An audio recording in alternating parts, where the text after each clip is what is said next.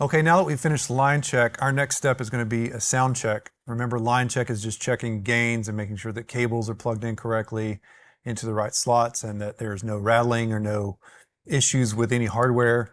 So that's all nice and neat. Now we're going to move on to actual processing channels and do a proper sound check. In this case, I have the luxury of having multi-channel playback. We recorded that line check and we can just go back and listen to it. If you have that luxury, that's great. It's a great thing to take some pressure off your drummer and just take the time to dial it all in yourself. Okay, as far as microphones go, let's walk through what microphones we put on this kit before we started our line check. So we have kick in is the Sennheiser 901. Kick out is the Sennheiser 902. The snare top was a unique choice, but we're just using some of the brushes that were given and painting with them. So snare top is Sennheiser 906. Snare bottom is the vocal Sennheiser 935. Hi-hat, we didn't have a small condenser pencil mic, so we went with another 935 vocal mic. Tom 1 is the Sennheiser 904. Tom 2 is the Sennheiser 904. And the overheads are Sennheiser 914s.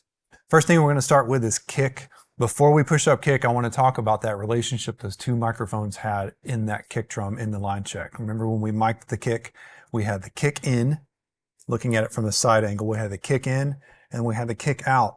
And the kick out is limited by how far it can actually get inside that resonant head. But let's remember that that kick out, we pushed it in here, which kind of lines it up on the same plane. But we also want to make sure if it can't get lined up on the same plane, that we can address that. You're going to hear me talk about that, but I just wanted to show you what we're going to be addressing sort of in the either polarity or delay realm. So let's listen to kick in first.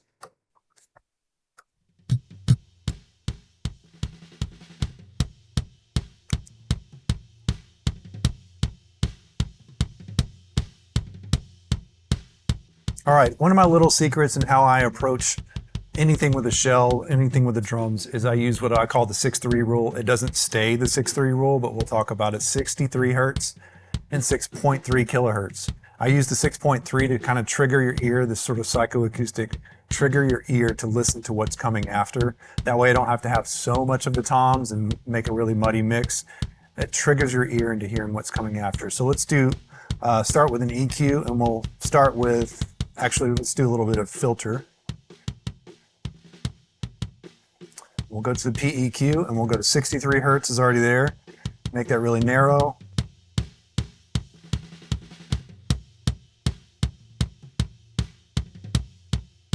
Lower that filter just a little. And we're going to go 6.3 here.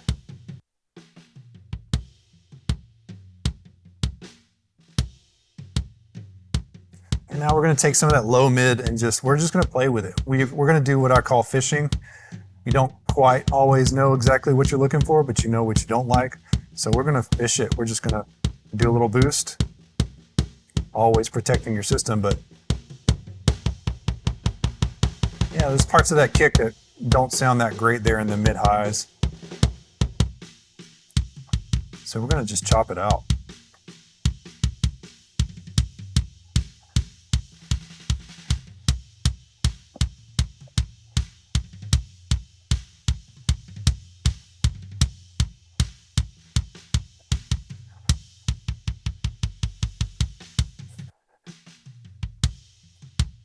It's a little clicky.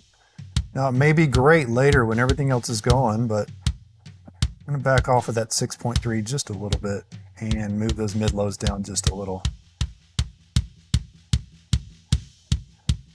Actually, I like those mid lows a little higher, so they're more around 500. Now we're going to comp that guy. I'm going to leave it at about 3.1. Just start. We'll play with it.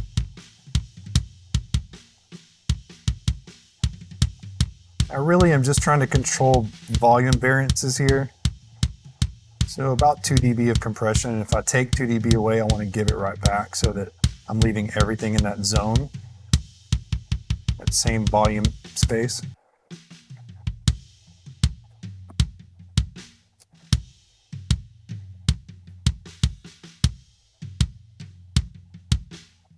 Again, if you're not familiar with what some of these functions do, play with them.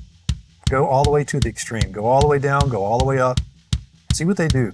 Get familiar with them.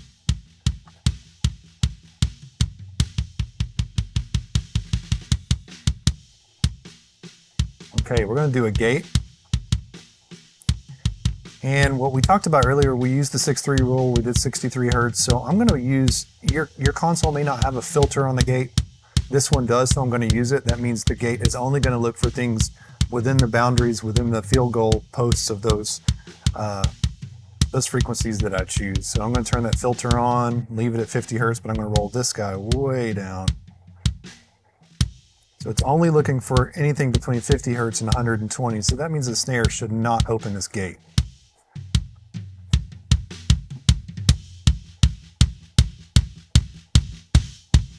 And again, let's go extreme. That's what the gate does when it grabs all the way. Slowly backing it back open. I actually want to take that depth all the way down. I want it to just chop it off. That's a lie, I don't.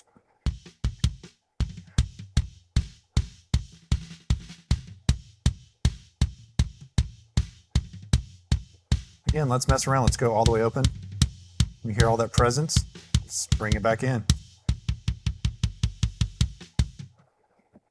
Maybe open up that attack a little bit to let some of that through.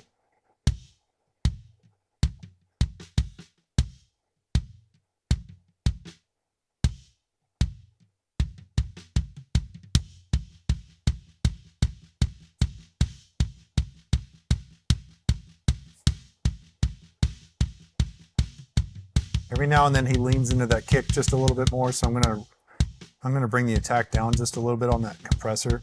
Maybe even take that ratio up just a little bit more. Trying to manage that when he leans in just a little bit.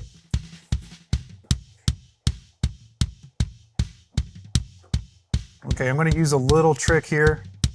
You may not have this option in your world, but I'm going to use this trick in my world to just kind of simplify the next few channels. We're going to take kick out. I want to listen to kick out first. Sounds pretty good. But what we're going to do is I'm going to do copy, input 1 processing, and I'm going to go paste. And it went straight to kick 2. So now we're looking at a gate, a filter, EQ, and compression that matches exactly kick 1. I don't want it to stay there, but it certainly saves a lot of time and lets me move on. So I'm going to go to this kick EQ, kick out EQ. And we're going to play with this guy. I'm going to just turn this guy on and off.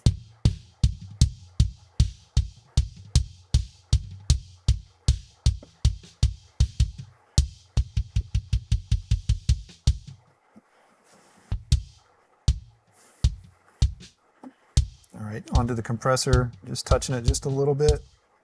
Again, managing when he gets excited. You also have on this console, you also have a filter over here that we can make the compressor only engage within the boundaries of that filter. I'm not going to use that on this compressor. We're just going to stay normal compression. Right now it's 5:1 and only dropping just a few dB, just trying to manage that excitement. All right, now here's what we talked about with the microphones. I'm going to bring both of them up. Again, we talked about this earlier. I'm going to bring both microphones up and we're going to see that relationship to how they sound and try to fix that with either polarity or delay. All right, there's both of them up at unity. A lot of times people will go straight to polarity. Now let's see what this will do.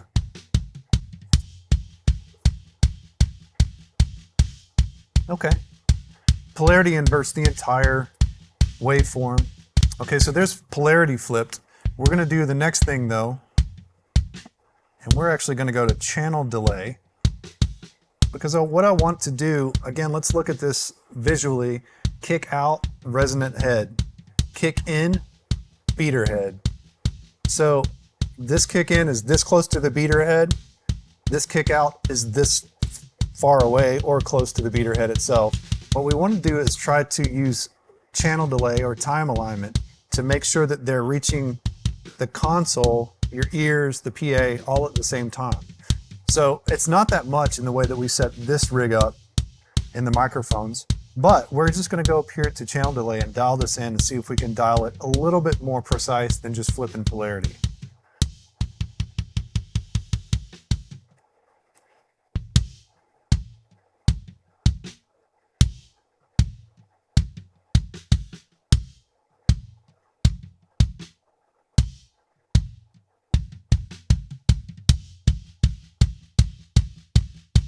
You can hear all that, how it's all just complementing each other as I slowly roll up the channel delay.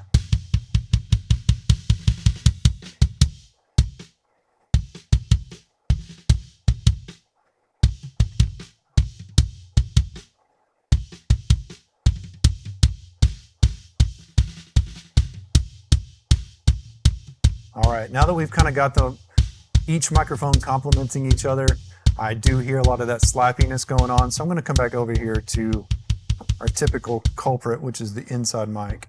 And we're just going to pull that 6.3 down. Again, I'm not locked to my theories. I'm not locked to what I do all the time. It's just a way to get me started.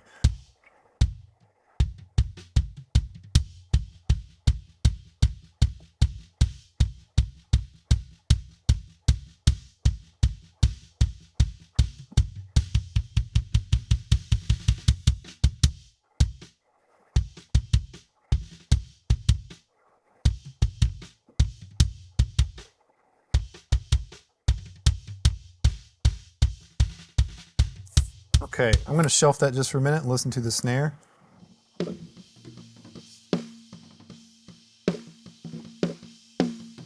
All right, we're going to start with filter.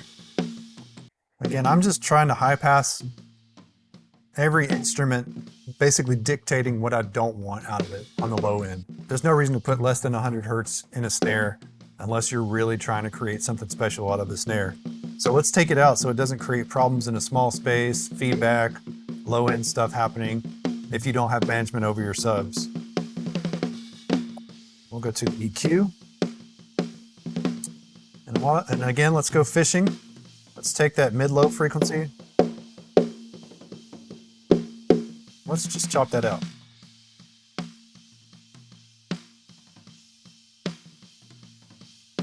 And immediately that made that snare, the attack and the low end, the beefiness kind of come alive when we took that mid stuff out of it. So let's keep playing with that just a little bit. This next step is based on taste. Some of you guys like that really kind of tubby, beefy snare. Some people like that really snappy, high snare. So let's play with the beefy part just for a minute. We're going to go to 160-ish, narrow that Q.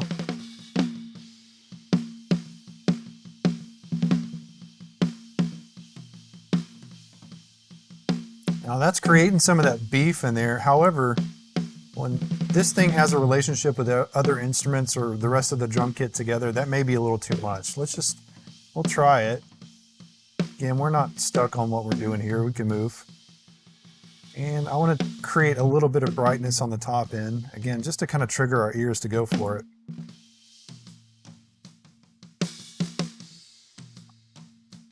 A lot of people come in here and just do a big old shelf. To me, that shelf prevents me from managing some of the problems way up there on the top end. Maybe if your PA is pointed in the wrong direction, maybe you start having some feedback at the high end. I'd rather be a little more surgical with the parametric and just choose that spot that I want to accent instead of just turning everything up on the shelf. And this guy, I'm gonna move up a little bit. And I'm gonna open this Q up just a little bit. Now, I don't gate snares. There are some instances where you would need to gate them. If you're using high volumes in a really reverberant space, then feedback could become an issue on that snare. Then you think about gating, but I also want to catch all those ghost notes and dribble and stuff like that. So let's try to leave the gate off on this one and see how that sounds. Again, compression. I'm gonna go, right now we're gonna go all the way up to 6-to-1.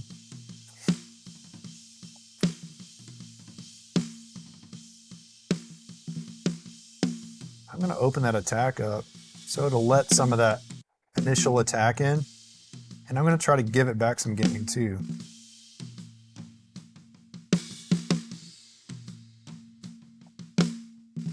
All right, so there's your snare. Again, we're going to use that same trick we used on the kick. We're going to copy input processing, send it over to the snare bottom. Specifically with the snares, what we're dealing with the snares is we want to make sure those are time aligned, very similar to the kicks. So if I can copy very similar processing and at least make sure gains are matched all the way across, then at least those two snares are going to hit, they're going to sum, they're going to work together well, okay? So we're going to copy input processing, paste, and here comes snare bottom.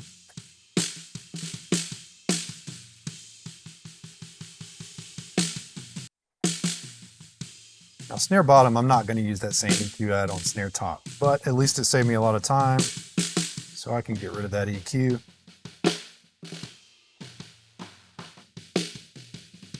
Again, fishing for that problem area.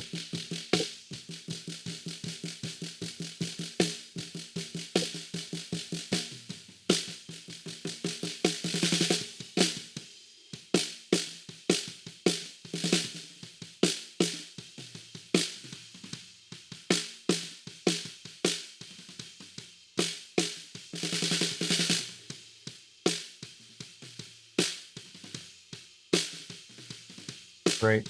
Let's hear the balance between snare top and snare bottom.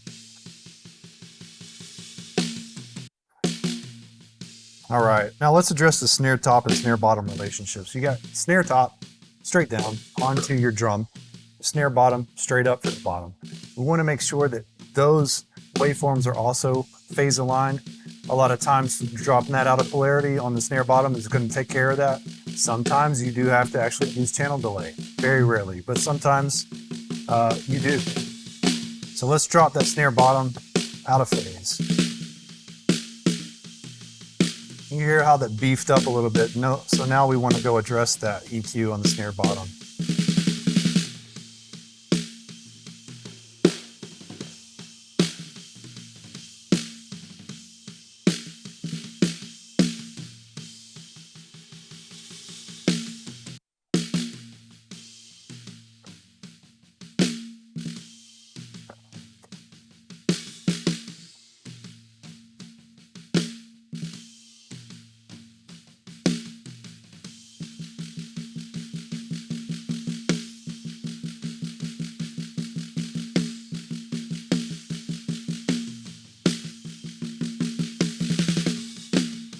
Okay.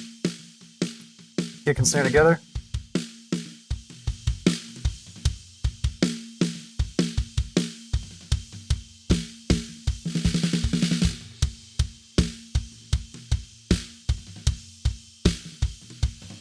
All right, let's add some hi-hat.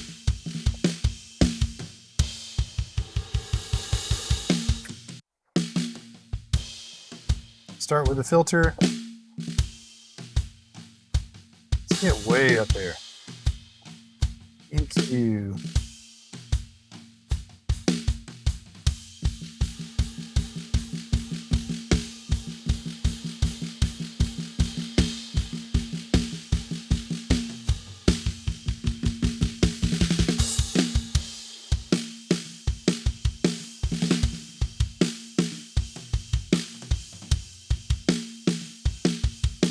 All right. We'll leave hi-hat there just for a minute. We'll probably come back and visit that later. But we're going to go toms now. Toms filter again. And let's cheat. Let's go back to kick in. We're going to copy input processing, go paste to the tom.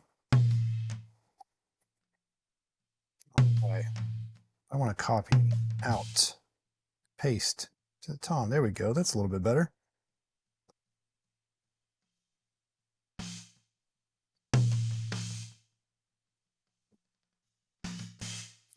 I don't want that tom gate to cut completely off. I just want it to duck that volume a little bit. And again, we used our 6-3 rule on the toms. 63 hertz is a little too low for the resonant frequency of that high tom. I'm going to move it up a little bit to about 90. gate up just a little bit.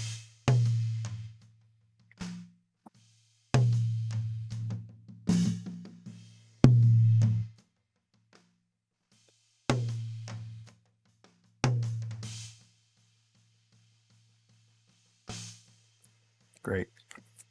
I'm going to cheat again, copy, input processing, paste to.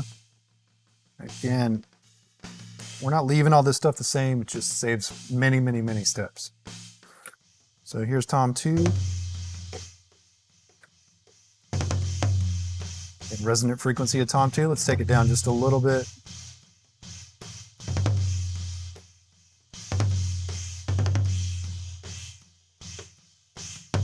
And that gate is going crazy. Let's change that depth a little bit. Threshold.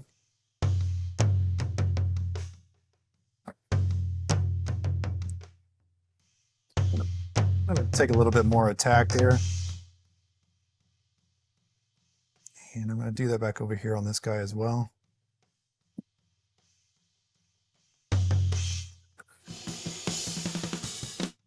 All right, there's Tom 1 and Tom 2 coming. Let's fix that gate on Tom 2, Tom 1.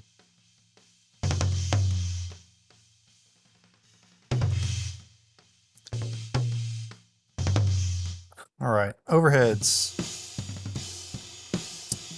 These overhead mics sound great. We're going to talk about the mics in just a minute.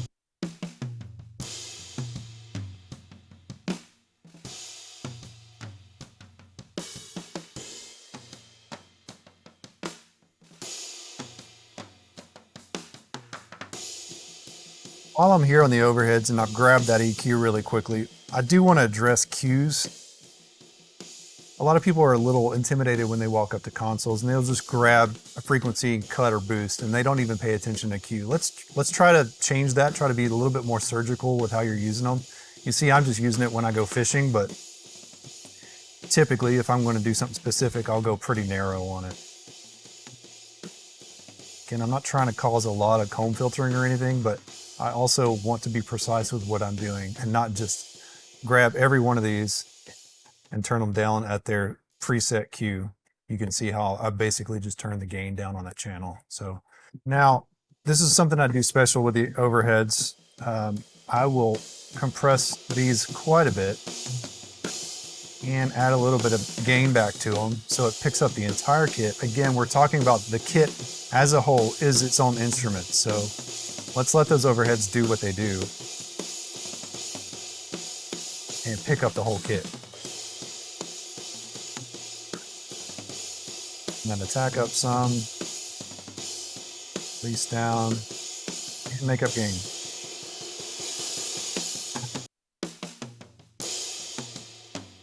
And let's be crazy here. Let's just making sure that that is doing what it's supposed to do. Remember, I said exaggerate. Let's find out where the sweet spot is.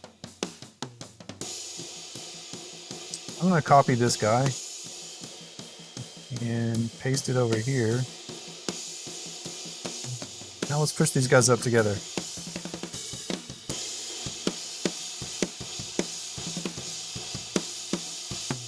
Okay, I'm hearing a lot of compression, which I like what it's doing for me by bringing the low stuff up. However, I'm going to actually turn on the parallel path over here. Your console may not have this option. It may just have a mixed blend, but I'm going to turn this parallel path up here and bring my dry sound back in.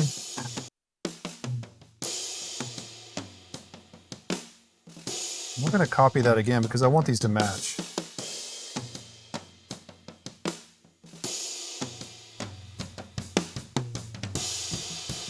Okay, let's see what the whole kit sounds like.